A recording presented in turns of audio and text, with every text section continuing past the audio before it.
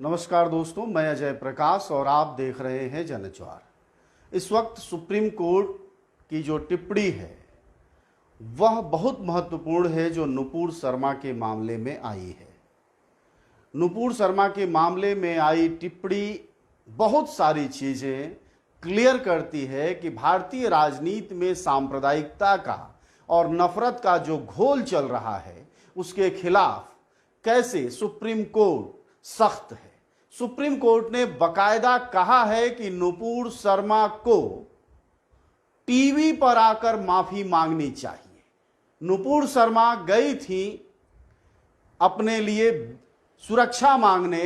Nupur Sharma supreme court गई थी कि हमें सुप्रीम कोर्ट से राहत दी जाए और सारे मुकदमे जो देश भर में किए गए हैं उन्हें जो है वह दिल्ली शिफ्ट कराया जाए, उनकी जान को खतरा है। इस मामले में सुप्रीम कोर्ट की जो टिप्पणी है नुपुर शर्मा मामले में वह न सिर्फ सख्त है, कड़ी है, संविधान सम्मत है, बल्कि सांप्रदायिकता का जहर घोलकर जो नेता इस देश के सबसे बड़े नेता बनने की कोशिश में लगे हुए हैं, कंपटीशन आया हुआ है नफरत की राजनीति फैलाने में, उनके लिए भी सख्त टिप्पणी है।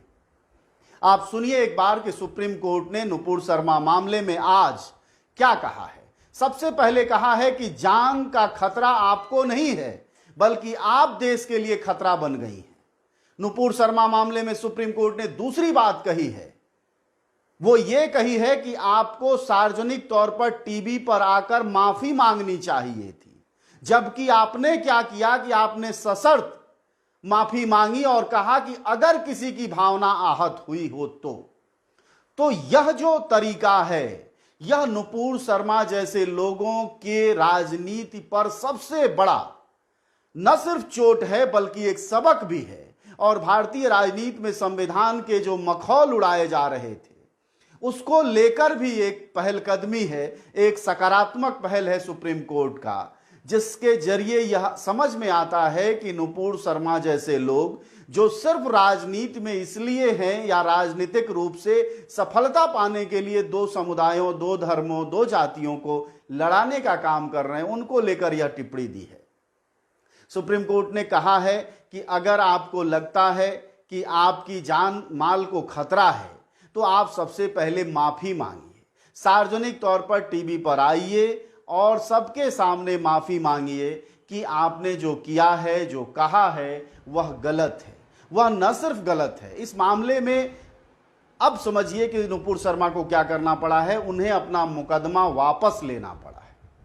जो याचिका लगाई थी उन्होंने सुप्रीम कोर्ट में उसको वापस करना पड़ा है और वापस करने के बाद अब हो सकता है कि सुप्रीम कोर्ट की सख्त टिप्पणी के बाद वह टीवी पर भी अवतरित हो।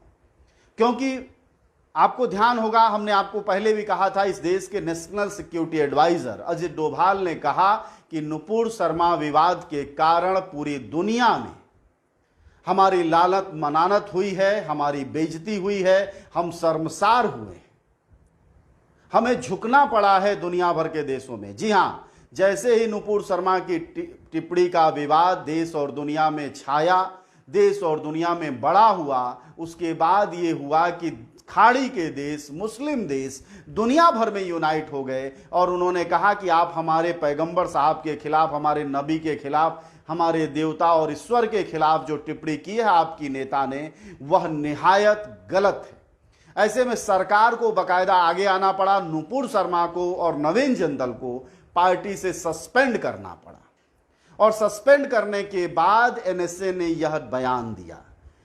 बीजेपी ने एकमात्र ये बयान है किसी बीजेपी का नेता का जिसको कि बीजेपी के चलताऊ नेता जो राह चलते माइक पकड़कर कुछ भी बोलते रहते हैं वह बोलने से बच रहे हैं। ऐसे में बहुत साफ है कि सुप्रीम कोर्ट का भी रवैया इससे अलग नहीं होना था, यही होना था। लेकिन फिर भी नुपुर शर्मा को यह लगा कि हम बड़े नेता हो गए हैं, आजकल उनके पक्ष में जगह जगह प्रदर्शन हो रहे हैं। ऐसे में नुपुर शर्मा का साहस बढ़ा, वह सुप्रीम कोर्ट में याचिका लेकर गए कि उनके जान को खतरा है और उनके सारे मुकदमों को दिल्ली शिफ्ट किया जाए। नुपुर शर्मा के मामले में तब सुप्रीम कोर्ट को आज ये कहना पड़ा कि आपकी टिप्पणी गैर जिम्मेदार थी, आपको खतरा नहीं है, आपने देश के लिए खतरा पैदा कर दिया है। इतना ही नहीं कहा कि आपको टीवी पर आकर देश से माफी मांगनी चाहिए, और ही नहीं बिल्कुल गैर जिम्मेदाराना बयान की भी बात कही है। और यह भी कहा है कि नुपुर शर्मा ने देश के भावनाओं का मजाक उड़ाया है। जी हां, देश की भावना क्या है इसको आप समझिए। सुप्रीम कोर्ट का फैसला एक जगह है, लेकिन देश की भावना समझिए।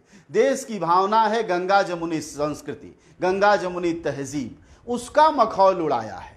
हम इस देश में दर्जनों पंथों और धर्मों के बीच में रहते हैं। किसी का कोई धर्म है, किसी का कोई पंथ है, यहाँ तक कि एक धर्म में रहते हुए भी अलग अलग मान्यताएं हैं, अलग अलग देवता हैं, अलग अलग आस्थाएं हैं, पूजने का अलग अलग तरीका है। हम सभी का सम्मान करते हैं। हम मानते हैं कि धर्म एक निहायत निजी मामला है और इसकी किसी भी स्तर पर मखौल नहीं उड़ाया जाना चाहिए, मजाक नहीं उड़ाया जाना चाहिए। लेकिन नुपुर शर्मा ने माइक पर बैठकर, टीवी चैनलों पर बैठकर यह सरेआम किया है।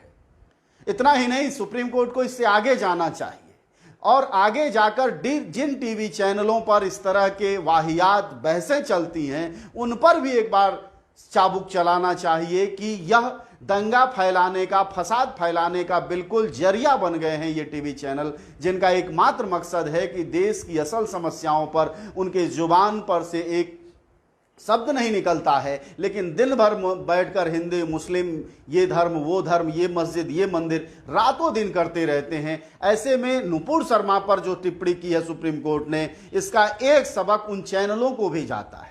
उसकी एक टिप्पणी का असर उन चैनलों पर भी पड़ेगा, उम्मीद करिए, जो शाम को बैठाकर शाम के 5-6 बजे से लेकर रात के 10 बजे तक देश में सिर्फ नफरत बोते हैं, नफरत के नाम पर बंटवारा बोते हैं, एक दूसरे से घृणा बोते हैं।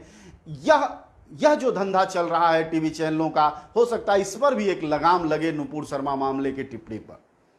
नुपुर शर्मा के आज याचिका पर सुनवाई थी। फिर एक बार हम आपको दोहरा देते हैं कि यह याचिका इस बात की थी कि साहब हमें देश में खतरा है, मुझे जान से मारने की लगातार धमकियां मिल रही हैं, इसलिए धमकियों से बचने के लिए हमारे सारे मुकदमे, नुपुर शर्मा ने कहा सुप्रीम कोर्ट में आकर आज कि हमारे सारे मुकदमों को दिल्ली शिफ्ट कर दिया जाए। उस पर सुप्रीम कोर्ट ने यह सख्त टिप्पणी की है और अब नुपुर शर्मा को अपनी याचिका वापस लेनी पड़ी है। यानी बहुत साफ है कि हमारी अदालतों में कम से कम अभी नफरत के बीज फैलाने वालों को, नफरत फैलाने वालों का उतना स्वागत नहीं हो रहा है जितना कि राजनीति में होने लगा है। स्थिति ये हो गई है कि हमारे देश में जो जितना ज्यादा नफरत फैलाने में माहिर है, जो जितना जहरीला बोल सकता है, जो जितना संप्रदाय विशेष को बेइज्जत कर सकता है, जो जितना उटपटांग बयान दे सकता है, वो जो है उतना बड़ा नेता बनता जा रहा है। इस सुप्रीम कोर्ट की इस टिप्पणी का एक और रास्ता निकल रहा है और वो ये कि पिछले दिनों कोर्ट ने कहा था, जब योगी आदित्यनाथ इलाहाबाद में उनकी सरकार ने बुलडोजर चलाया था, तो कहा था बकायदा कि आप कानून का पालन करिए और नियम मुताबिक कार्रवाई करिए, कानून के अनुसार करिए।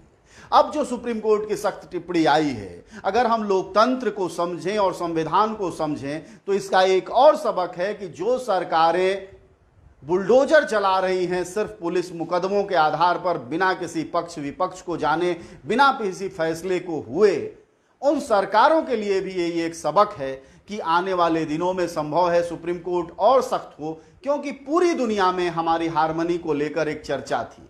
पूरी दुनिया में कहा जाता है भारत एकमात्र ऐसा देश है जहां दर्जनों तरह के मान्यताएं, संप्रदाय, धार्मिक समूह रहते हैं, लेकिन वह एक साथ रहते हैं।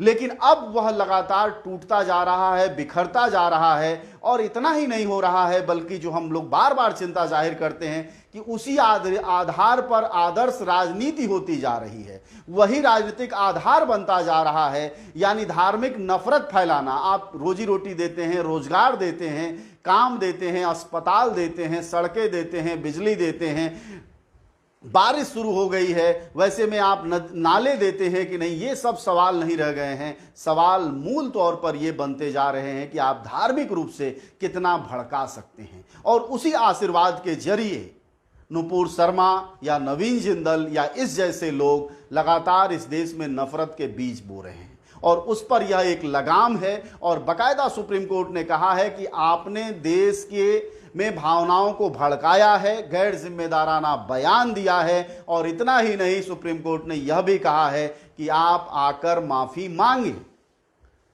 अब यह है कि क्या भारतीय जनता पार्टी इस एक्शन के बाद उनको पार्टी से निष्कासित करेगी, यह एक बड़ा सवाल है, क्योंकि अब तक निलंबित किया है। दूसरी बात कि भारतीय जनता पार्टी के बड़े नेता भले न सपोर्ट में हो, बल्कि काडरों का एक बड़ा हिस्सा और हिंदू कट्टरपंथियों का एक बड़ा हिस्सा जो कि बीजेपी के समर्थक हैं, बीजेपी पार्टी के लोग हैं, वह नुपुर शर्मा के समर्थन में है। क्या वह पीछे हटेंगे, वह अपनी गलती मानेंगे और वापस इस देश में हार्मनी का माहौल बनने देंगे? ये बहुत सारी बातें सुप्रीम कोर्ट के इस फैसले के बाद निकल कर आई हैं। और यह भी निकल कर आया है कि क्या यह राजनीतिक रूप से जो सांप्रदायिकता संवैधानिक दर्जा पाती जा रही है अलिखित रूप से, जी हां, अलिखित रूप से हमारे देश में सांप्रदायिकता एक तरह से संवैधानिक दर्जा पाने लगी है, क्या उस पर भी रोक लग पाएगा? उस पर भी लोग ताकतपूर्वक खड़े हो पाएंगे, उसका विरोध कर पाएंगे? यह सबक भी आज सुप्रीम कोर्ट के फैसले से निकल रहा है। तो दोस्तों, ध्यान रखिए कि भारतीय समाज में बेशक हम आज महसूस कर रहे हैं कि हमारे देश में नफरत की सियासत ही मूल हो गई है और विकास सिर्फ बहाना रह गया है, लेकिन अगर इस तरह अपनी ऋढ़ न्यायपालिका बनाए रखेगी और अगर अपनी ऋढ़ की ताकत को कोर्ट दिखाती रहेंगी, तो उम्मीद की जानी चाहिए कि हमारे देश में जो सांप्रदायिकता का जहर, जो जातीय उन्माद और जो धार्मिक उन्माद फैलाने की कोशिश की जा रही है, सारे विमर्शों और बहसों को धर्म, मंदिर, मस्जिद, मदरसे, स्कूल, इन जगहों पर जो केंद्रित करने की कोशिश की जा रही है, उस पर एक लगाम लगेगी और हमारे देश में वापस हार्मनी का माहौल, जिसको कहते हैं गंगा जमनी तहजीब, वह तहजीब भी कायम होगी। और उम्मीद यह भी की जानी चाहिए कि सुप्रीम कोर्ट सिर्फ इसी मामले में नहीं, बल्कि गैर संवैधानिक काम जो सरकारें कर रही हैं संविधान की कुर्सियों पर बैठकर, यानी मुख्यमंत्री, गृह मंत्री होने के बावजूद, उस पर भी सख्ती बरतेगी और उसका एक असर हमारे देश में दिखाई देगा। तभी जाकर हम सही मामलों में इस तरफ आगे बढ़ेंगे जहां नुपुर शर्मा जैसे लोगों की जुबान पर ताले लगेंगे, उनको हताश किया जाएगा, उनको साइडलाइन किया जाएगा कि इस तरह के बयानबाजी करने वाले नेता जो है वो इस देश में नहीं चलेंगे। इस तरह का एक सबक अगर मिल पाता है तो जाहिर तौर पर भविष्य की राजनीति को भी एक दिशा मिलेगी और जो कंपटीशन भारतीय जनता पार्टी और हिंदुवादी पार्टियों में छाया हुआ है, एक जो कंपटीशन आया हुआ है कि एक से बढ़कर एक उटपटांग बयान दो, उसमें भी थोड़ी सी कमी आएगी और देखा जाएगा। आप सबका शुक्रिया, धन्यवाद।